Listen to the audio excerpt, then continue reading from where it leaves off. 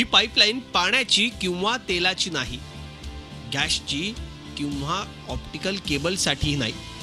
ही pipeline आहे बिअरची. होय, तुम्ही बरोबर ऐकलंय.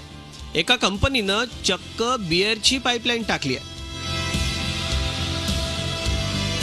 ही आहे बेल्जियम मधल्या ब्रुगेश शहरातली 150 वर्ष जुनी आणि जगप्रसिद्ध बिअर कंपनी हाल्वमान, म्हणजेच स्थानिक भाषेत अर्धाचंद्र.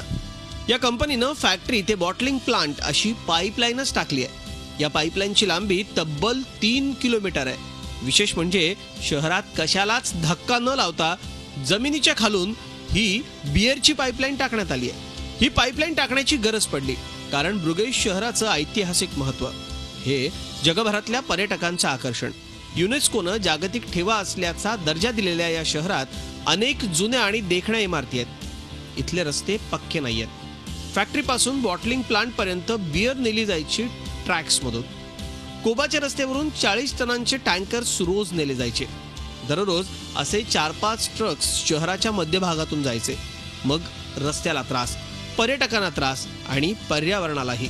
यावर मग कंपनीनं हा असा बिअर पाईपलाईनचा पर्याय काढलाय. How it went in a technical way, etc. And as I was speaking with these guys, I was realizing that in fact building a beer pipeline would be feasible and was actually something that was not just a dream, that but would be possible. शहराच्या कोणत्याही पुरातन भागाला धक्का न लावता pipeline टाकायची असल्यानं तब्बल 4 वर्ष त्याचं नियोजन सुरू होतं. पण एकदा आराखडा तयार झाल्यावर अवघ्या 5 महिन्यात काम पूर्ण करण्यात आलं आणि पाईपलाईन कार्यान्वितही झाली.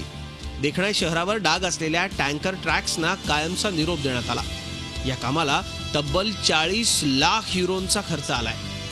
हा पैसा कंपनीनं कसा उभारला हे पाहणंही गमतीचं आहे. थोडंफार अनुदान मिळालं असलं तरी 35 लाख युरो लोकांकडून जमा केलेत.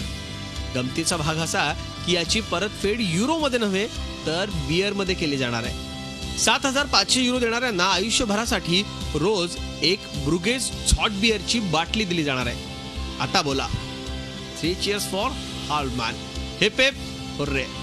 Bureau report, Zee media. Zee 24 तास रहा एक पाऊल पुढे.